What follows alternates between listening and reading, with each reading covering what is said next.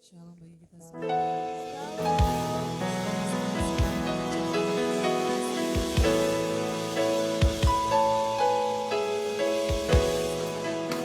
Ibadah kembali bersama-sama di tempat. Mari kita akan memulai ibadah kita. Mari kita bersatu dalam doa. Kami bersyukur Tuhan atas kebaikan-Mu dalam kehidupan kami. Kami berterima kasih atas cinta kasih-Mu ya Tuhan Yesus yang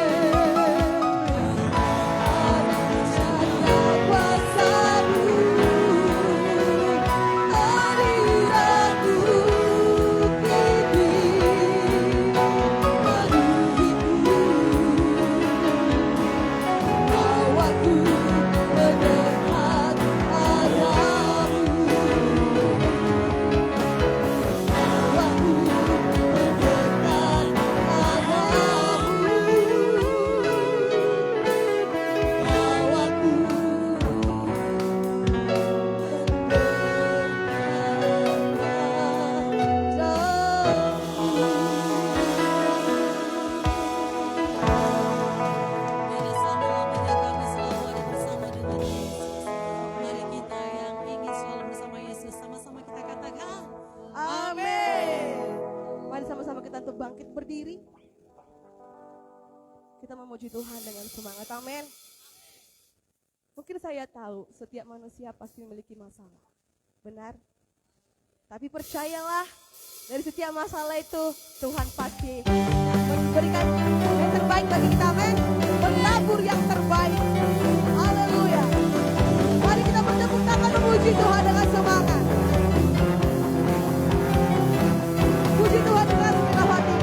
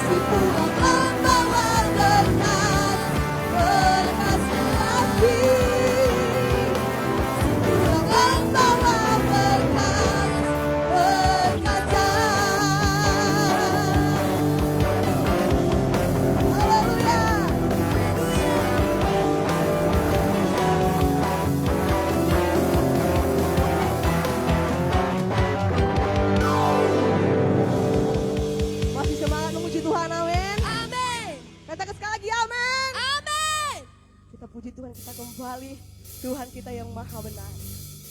Haleluya. Puji Tuhan, lebih tinggi lagi. Haleluya. Dengan segenap hati kita puji Tuhan. Bahwa Tuhan yang benar, Yesus. Terima kasih Tuhan.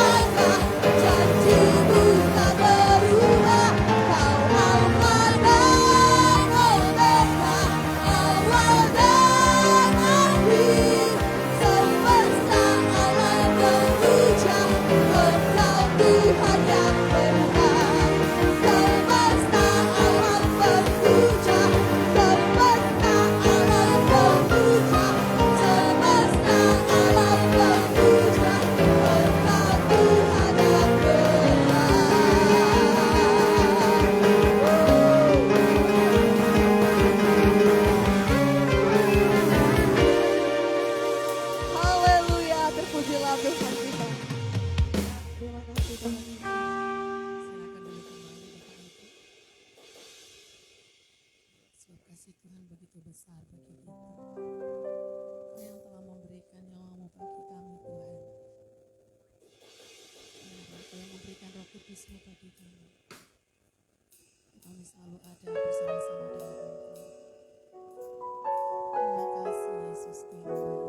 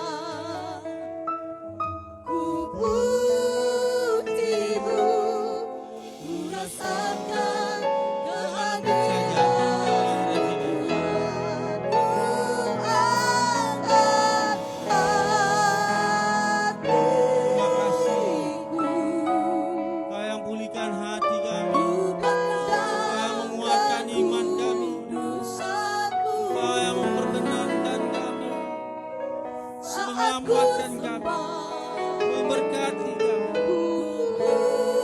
Apakah yang kami bisa balas kepadamu selain memuji dan menyembah Kau Tuhan?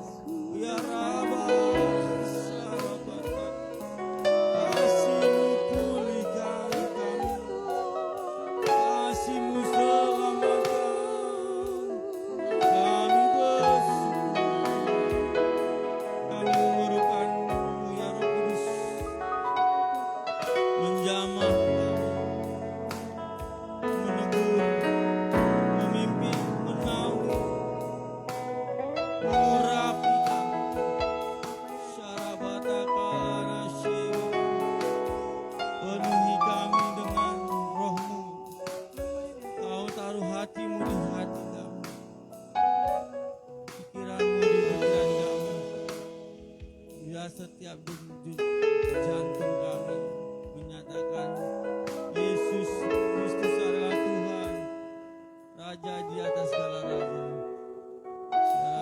Syarabata. Haleluya, haleluya. Roh Kudus yang memampukan kami mengerti, menyampaikan demi melakukan firman Tuhan dengan benar dan setia sampai kami berada bersamamu di kerajaan sorga dan menikmati mahkota kehidupan yang telah Kau janjikan. Di dalam nama Tuhan Yesus dan demi nama yang berkuasa itu, mari yang diberkati dan diurapi, sama-sama katakan amin. Salam saudara kasih Yesus. Selamat sore. Wow.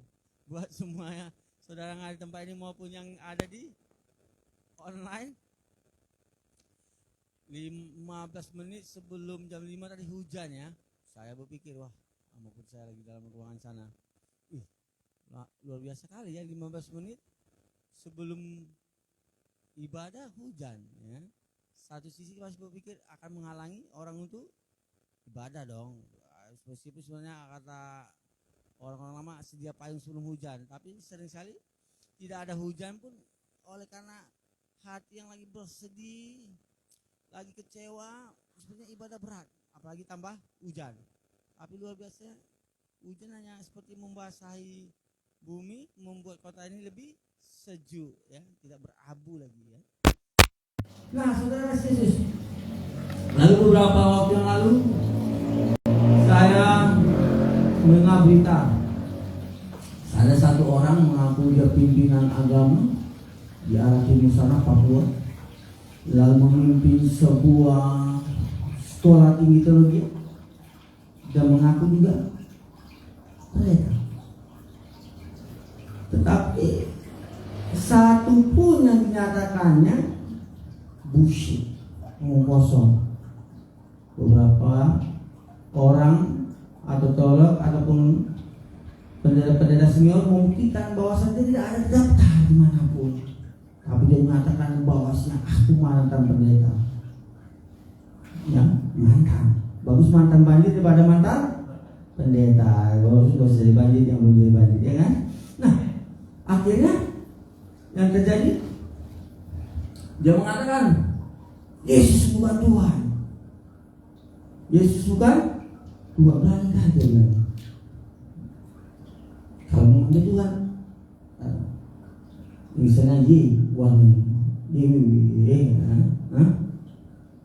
aku yang bernama Yewe pasti mati. Karena dia bukan Tuhan, dia nggak bisa mematikan Yewe. Nggak berapa lama saya dengar kabar mati dia, bos. Aku pikir, tapi kan harap begini detiknya, tanggalnya dia mati, dan ketika dia menyatakan bahwa saya Yesus Tuhan, tidak bisa mengambil nyawanya, apakah dia masih dikasih kesempatan untuk bertobat? Ini kasih karunia. Saya kalau kita hitung-hitung masih dikasih ternyata dia untuk bertobat. Tapi jika dia terus menolak, itu yang namanya menghujat Roh Kudus. Menolak Yesus sebagai Tuhan, itulah satu langkah orang menghujat Roh Kudus. Itulah yang diambilnya sebuah langkah iman yang menuju dibakar, yang mana akulanya tidak mati, apinya tidak mati. Aduh, karena kalau panasnya, aduh, pernah mati sapi pernah? Saya pernah. Panas kan? Kena bara rokok pernah? Pernah. Salah putar-putar masuk bibir. Waduh, bakar panas. Apalagi api neraka yang apinya besar, yang tidak pernah madam, tidak pernah mati. Jalan dari orang-orang yang ada di tempat ini, amin. Biar kita tetap menikmati kingdom sebesar, kingdom, daerah kerajaan surga. Kita sedang merayakan kemenangan yang diberikan Kristus Yesus dari salib. Dia menganugerahkan keselamatan, sehingga kita bisa merayakan kemenangan itu di kerajaan surga, kingdom, king, raja, domain, daerah raja, dan segala raja yang namanya Yesus Kristus. Yang percayakan, amin. Maka jangan pernah menyangkal Yesus, resikonya besar. Bagus kau menyangkal dia bukan mantanmu meskipun dia mantanmu. Itu berdosa juga, bohong, tapi tidak sampai apa dulu binasa. Cuma perlu bertobat, ya. Dia udah Jamilah, jangan miskin lagi. Bilang yang bukan mantan gitu katanya, padahal mantannya. Nah, ini jangan dia mantan Tuhan. Aduh, ngeri lah. Ampun. Tidak bukan jadi sama Rasul. Kita lihat bagaimana ketika Petrus, perbedaan Petrus ketika belum dipenuhi Roh Kudus dengan Petrus yang sudah dipenuhi Roh Kudus. Sebelum dipenuhi Roh Kudus, dia menyangkal 3 kali. Menyangkal 3 kali. Masih diberi kesempatan bertobat. Sebelum ayam berkokok, kau mengantar aku Petrus. Enggak guru, aku siap mati bagimu. Wah, begitu melihat guru dicambuk, ketakutan yang besar. Dia menyangkal. Tapi berbeda dengan Petrus yang dipenuhi dengan Roh Kudus. Roh Yesus itu sendiri yang sudah dijanjikan dan sudah digenapi. Mereka menikmatinya ketika mereka beribadah di loteng Yerusalem. Hari yang ke-50 mati, bangkit hari yang ketiga, 40 hari menampakkan diri, memproklamirkan kemenangan demi kemenangan, kebangkitan, naik ke surga. Hari ke-50 Pentakosta, hari di atas 50 curahkan Roh Kudus. Ini membuat Petrus beserta murid-murid yang lain berubah cara pandang, berubah keberaniannya. Mereka siap bersaksi akan Injil Kristus yang menyelamatkan. Maaf, bukan hanya sekedar bersaksi. Mereka siap dipenjara, siap ditangkap, siap disisa, dan siap dibunuh. Kita lihat kisah-kisah ke depannya, ada yang mati salib terbalik, ada yang digoreng tapi tidak mati, Lalu buang ke Pulau Patmos, Yohanes. Ada yang mati dibakar demi nama Yesus, demi pemberitaan Injil Kristus. Nah, yang jadi pertanyaannya, apakah yang kita perbuat untuk menyampaikan Injil Kristus? Adakah risiko yang besar yang sudah kita tempuh? Adakah tenaga uang yang besar kita berikan? Tanya pada diri masing-masing. Kalian apa tuh? Ide-ide cemerlang untuk memajukan pelayanan? Haleluya. Coba kita belajar dari Kisah Para Rasul pasal 5. Bagaimana ketika Petrus sudah ditangkap, keluar dari penjara, dia tidak lari kabur. Sedangkan para narapidana tidak dikeluarkan, dia kabur. Dikeluarkan dari bawah, lari. Diletakkan pada atas, lari. Ini lari bukan untuk kabur, meninggalkan tanggung jawab. Mereka kembali ke bait suci, memberitakan lagi Injil Kristus yang menyelamatkan. Yang percaya katakan amin. Yang siap katakan amin. Mereka siap menderita. Kita panas, panas. Ada apa? Bau ya. Keluar uang sedikit, udah bisa beli ayam sekilo nih. Udah bisa beli cabai, bisa beli ini, beli itu. Coba, tapi kita belajar dari Petrus. Di sini nggak ada, di luar sana ini ya, di kutub utara masuk gang-gang. Di sini orang-orang yang siap mati, siap berkorban untuk Tuhan. Amin. Haleluya. Ya. Baca. Kisah Para Rasul 5 ayat 26. Kemudian sampai pergi dengan para pengawalnya. Komandan pengawal itu membawa mereka tidak dengan kekerasan, karena mereka takut akan massa, agar mereka tidak dilempari batu. 27. Dan setelah membawanya, mereka menyuruh berdiri di hadapan Sanhedrin, dan imam besar itu menanyai mereka. 28. Dengan mengatakan, bukankah kami sudah memerintahkan kepada kamu dengan perintah agar tidak mengajar dalam nama itu? Dan lihatlah, kamu telah memenuhi Yerusalem dengan ajaranmu dan bermaksud untuk menggunakan darah orang itu atas nama. Tuh, lihat. Sanhedrin. Hah? Sanhedrin? Bukan Sanhedrin. Sanhedrin. Nah, Sanhedrin satu pemimpin mahkamah agama Yahudi yang tertinggi dan paling segala dan ditakuti. Bahkan Raja Herodes, raja-raja lain segan. Kenapa Petrus berani untuk tetap melakukan rencananya Tuhan? Meskipun risiko besar yang sedang dia hadapinya, meskipun lawannya yang begitu berkuasa, berotoritas untuk menyiksa mereka, menghukum, menangkap, dan bahkan membunuh mereka lewat salib kah? Lewat cambukan kah? Lewat apa saja mereka itu bisa. Tetapi yang terjadi ketika Petrus beserta murid-muridnya menyampaikan Injil Kristus di bait suci, mereka tidak berani mengapa-ngapai mereka dengan kasar. Mereka bawa pergi diadili di ruang mahkamah agama internal. Mereka menghindari massa. Maka mahkamah membawa Petrus dan murid-muridnya ke dalam kantor mereka. Jadi kurang begitu bukan? Wilayah di mana ada polisi-polisi atau polisi-polisi mahkamah agama yang tunduk pada pemimpin mahkamah agama tersebut. Sudah kubilang, jangan kau menyampaikan lagi Injil Kristus, jangan kau sampaikan.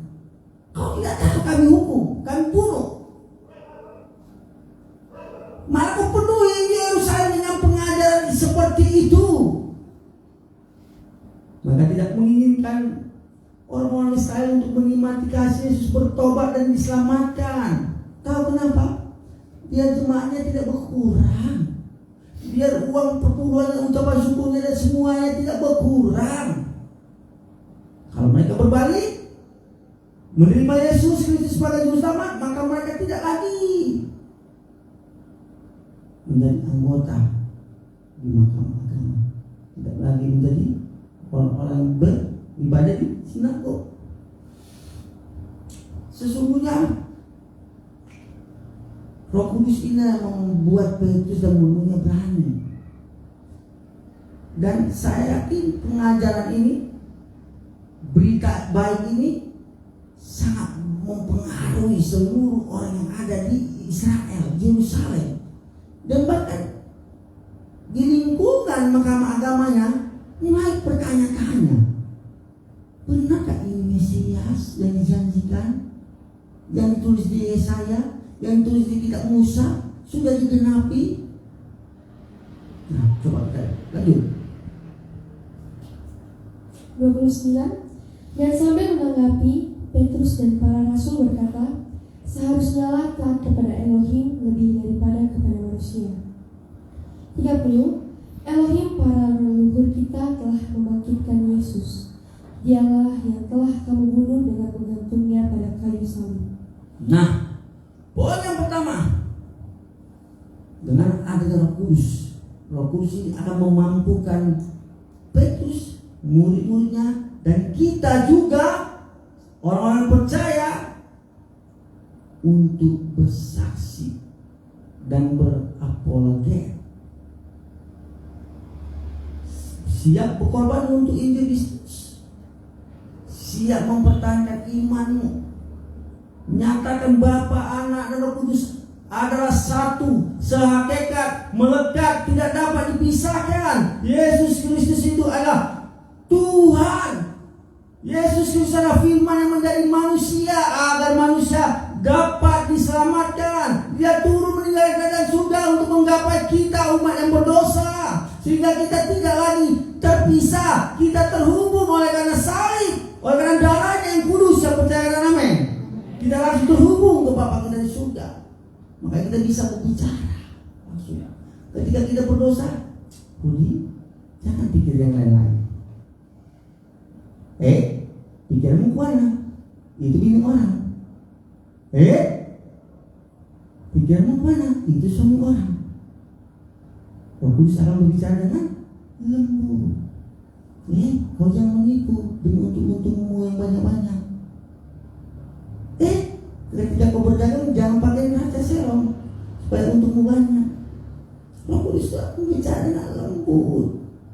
Roh Kudus akan memampukan kita juga menjadi saksinya dengan sikap-sikap kita. Kita akan seperti Injil Kristus yang terbuka, yang ada kesabaran menjadi berkat, yang marah tidak jadi berkat. Seperti saya kemarin, ya, begitu banyak yang harus kita bersihkan dari kehidupan kita.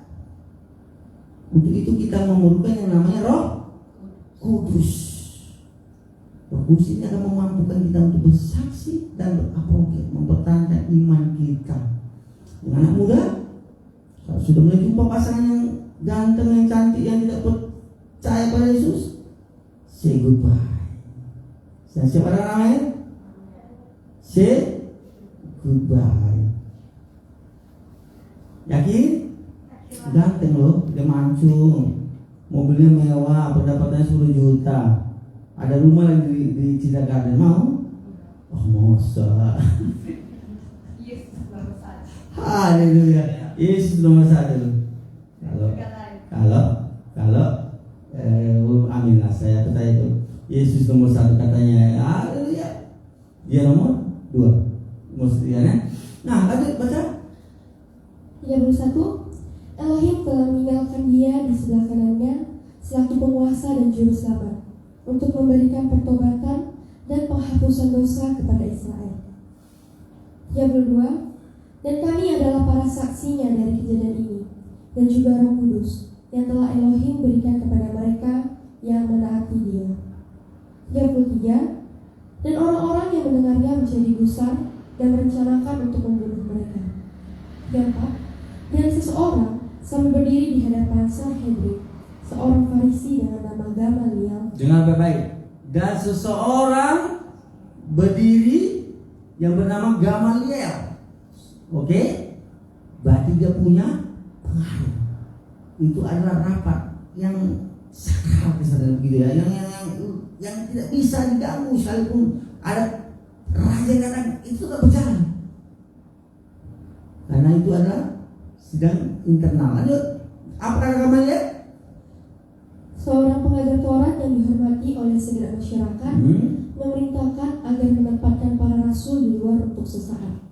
Lalu ia berkata kepada mereka, "Hai para pria, orang-orang Israel, perhatikanlah dirimu sendiri apa yang hendak kamu lakukan pada orang-orang ini. Karena sebelum hari-hari ini, Teudas telah berdiri sambil berkata bahwa dirinya adalah seorang yang istimewa, yang kepadanya telah bergabung sejumlah orang, kira-kira 400 orang, yang telah terbunuh, dan semuanya sebanyak orang yang diyakinkannya. Mereka telah bercerai-berai dan menjadi lenyap tak berbekas. Setelah orang ini telah bangkit pula Yudas, orang Galilea, pada masa pendaftaran, dan dia menarik cukup banyak massa mengikutinya. Dan orang ini pun tewas, dan semua sebanyak orang yang diyakinkannya, mereka telah tercerai-berai." Nah, perhatikan saudara kasih Yesus. Teudas, Yudas. Ini titik nol, oke. Pernah lihat grafik accident dia? Mulai saya nggak salah, -1, -2, -3, -4, -5, -6. Jadi Teudas dan ini di abad ke-6 sudah timbul, sudah ada pengajaran mengatakan dia Mesias. Banyak dia mengatakan dia bisa menyelamatkan Israel. Di abad ke-6 5, 4, 3, 2, 1, 0 lahir Yesus. Yudas sekitar abad pertama. Teudas di abad ke-6 sebelum Masehi, sebelum lahir Yesus. Pengajarannya tidak dari kerajaan surga. Injil yang disampaikan Injil lain, bukan Injil Kristus. Sifatnya culas dan kasar, arogan. Berbeda dengan Yesus Kristus kita. Sifatnya penuh kasih, penuh dengan rendah hati, kelemah lembutan, buah roh ada hidupnya. Kata Kristus dahsyat. Karena pengajarannya dari surga. Untuk itu poin yang kedua, jika ada Roh Kudus, maka kita akan dimampukan untuk menolak pengajaran yang tidak sesuai dengan firman Tuhan. Yang siap percaya dan amin. Kita siap menolaknya. Jangan karena pengajarannya benar, lalu saudara terima, bagus.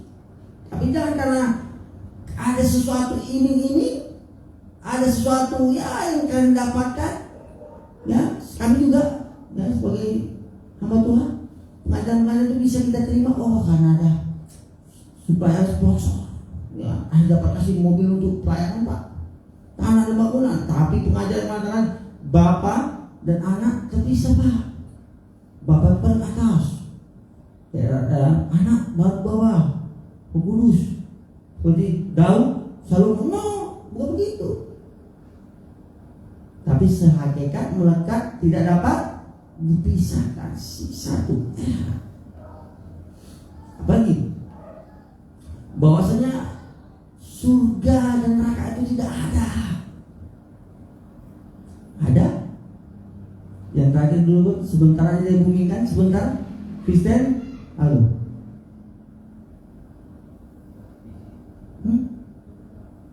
Yang menyatakan Yesus itu juru selamat, tapi ada juru selamat lain. Banyak penanya-penanya yang sudah dilontarkan. Dia menyatakan Mormon, dia menyatakan saksi Jehovah, aliran menurut saya. Ya, kita silakan sampaikan ini. Harus tetap kita kasih mereka, amin. Biar mereka tidak terhilang, tetap kita kasih. Ini tugas kita. Yudas pengadilan dari surga, punya anggota 400, akhirnya Teudas dibunuh dan hilang. Sekali dia namanya disebut. Itu untuk mengingatkan kepada kita Melalui perkataan Gamaliel yang tertulis di Kisah Para Rasul, ingat, Theodas, Yudas, pengajaran tidak benar, maka itu akan hilang. Tak akan ingat lagi siapapun. Hati-hati kalian. Jika apa yang disampaikan Petrus dan murid-muridnya adalah pengajaran dari surga, dari Elohim, dari Yahweh pencipta langit bumi dan isinya, maka kalian akan berdosa. Biarkan saja mereka, lepaskan. Pembelaan Tuhan dahsyat. Oleh karena Tuhan ingin Petrus dan murid-muridnya berjalan terus menyampaikan Injil Kristus, menjadi saksinya dari Yerusalem, keluarga kita, Yudea sampai ke ujung bumi. Yang siapa yang amin? Ini tugas kita.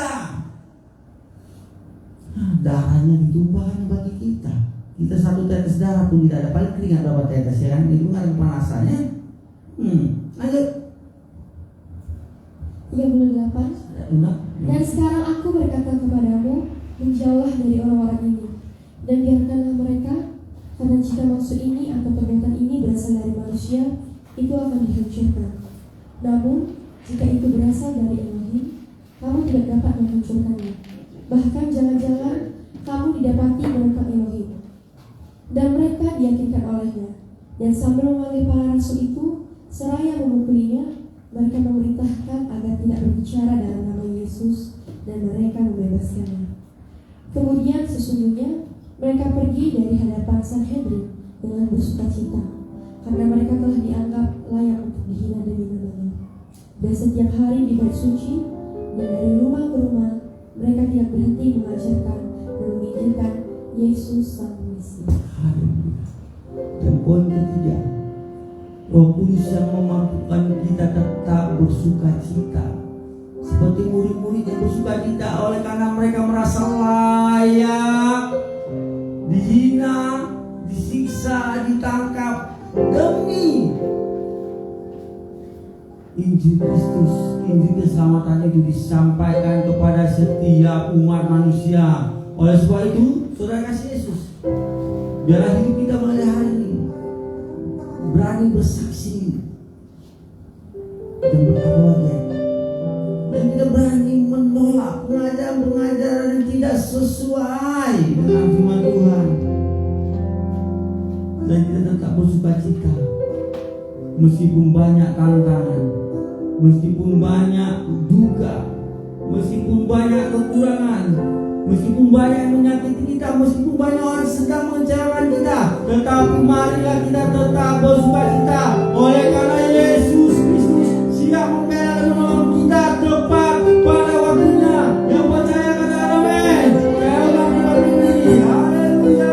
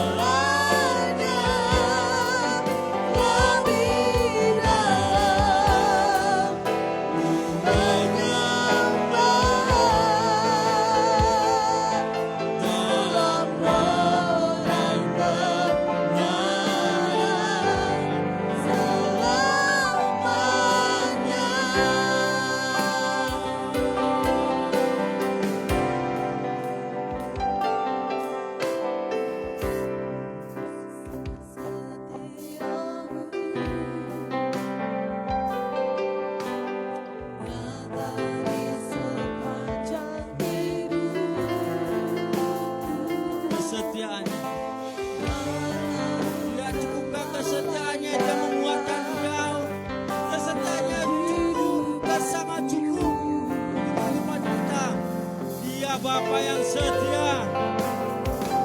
Dia tak pernah meninggalkan kita. Bahkan Dia naik ke surga dan mencurahkan Roh-Nya yang kudus. Dia akan memampukan kita, menguatkan kita.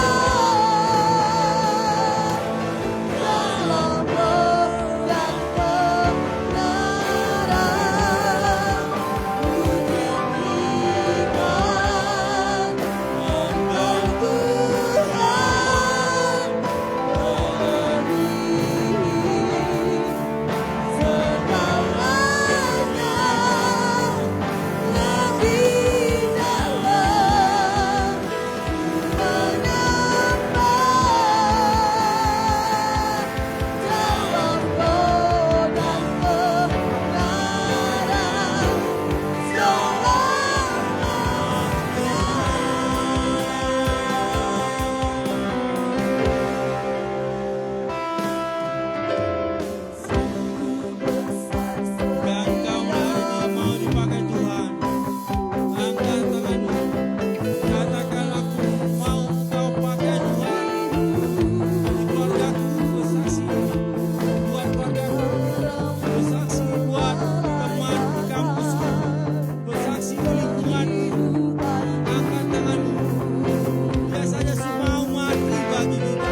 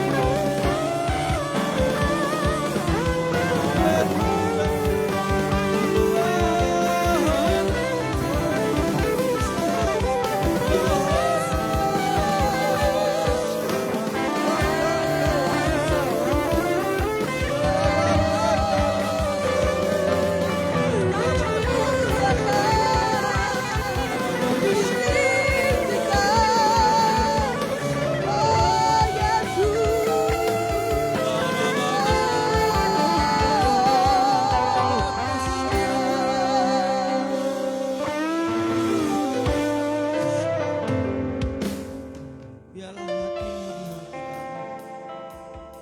Rohmu menyatu dengan roh kami.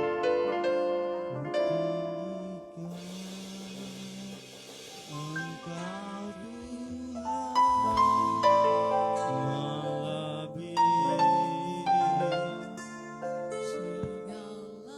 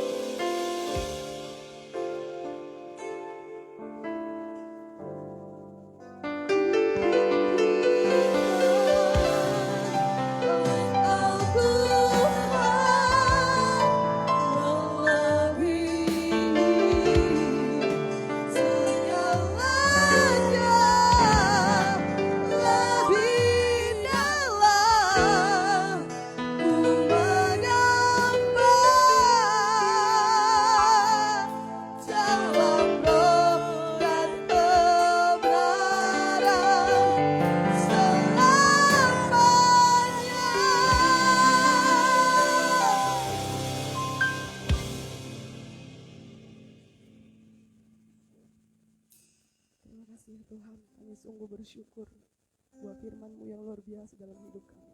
Benar Tuhan, Engkau adalah Tuhan Juru Selamat kami yang benar. Dan di sini kami Tuhan Yesus mau mengumpulkan persembahan kami. Engkau lah Bapa yang memberkati setiap tangan-tangan yang memberi. Dan kami percaya Tuhan, setiap orang yang memberi, Tuhan memberkati bukan hanya 30 kali lipat, 50 atau 70, tetapi 100 kali lipat ganda. Dan apapun ya Tuhan yang kami perbuat, diperbuat Tuhan semuanya berhasil. Karena tangan kanan-Mu Tuhan yang memberkati kami semua. Sehingga tiada satupun sia-sia yang apapun kami kerjakan. Biarlah nama-Mu Tuhan yang ditinggikan dan dipermuliakan. Terima kasih Tuhan, berkati persembahan yang kami berikan untuk kemuliaan bagi nama-Mu Yesus. Terpujilah Engkau Bapa atas segala-galanya. Di dalam nama Tuhan Yesus Kristus. Mari umat Tuhan yang percaya sama-sama katakan amin. Kita persilakan untuk bangkit dari depan. Kita sambil mengumpulkan persembahan, kita naikkan pujian kita. Tuhan kita yang maha benar. Haleluya.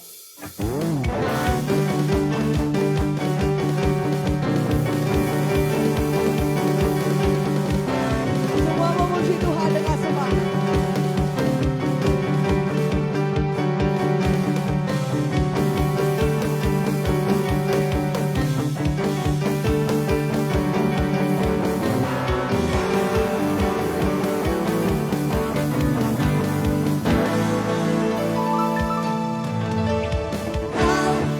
Gunung batuku dan kau sebentengku, tak akan ku ragu.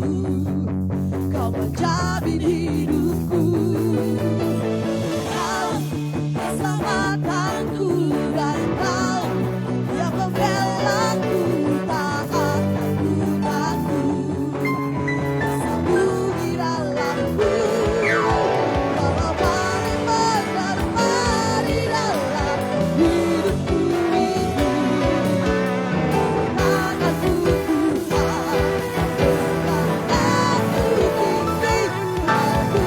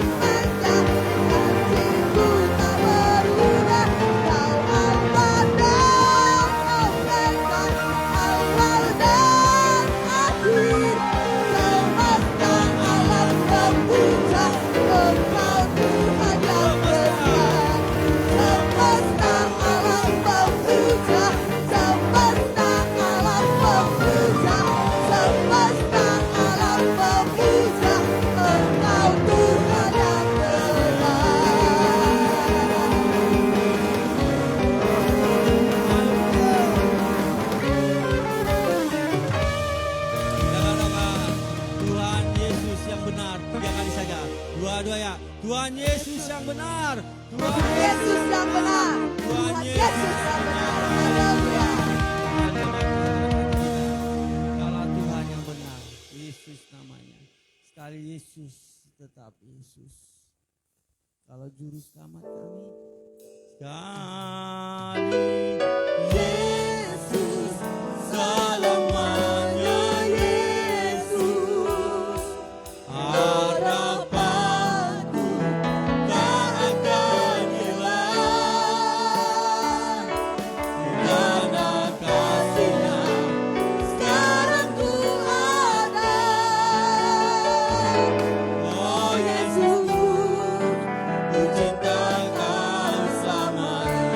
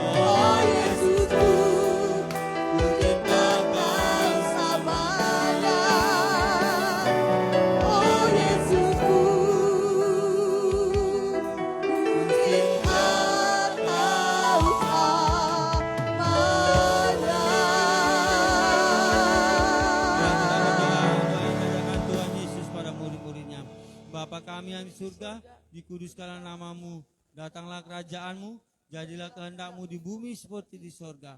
Berikanlah kami pada hari ini makanan kami yang secukupnya, dan ampunilah kesalahan kami, seperti kami juga mengampuni orang bersalah pada kami. Dan janganlah membawa kami ke dalam pencobaan, tetapi lepaskanlah kami daripada yang jahat, karena Engkau yang punya kerajaan, dan kuasa, dan kemuliaan sampai selama-lamanya. Amin. Arahkanlah pandanganmu ke Bapa di surga. Tulanglah dan terimalah kasih dari Bapa di surga. Anugerah yang begitu indah dari Elohim, pencipta langit, bumi dan isinya. Bapa Yahweh yang berkuasa. Dan terimalah hidup, bahkan hidup yang penuh kelimpahan yang anugerah Tuhan Yesus Kristus. Bahkan Tuhan kuasa Roh Kudus sampai sekarang kau. Damai sejahtera dan sukacita yang melimpah-limpah ada buat kita mulai hari ini sampai Maranatha. Tuhan Yesus datang kali kedua menjemput kita yang percaya sama-sama katakan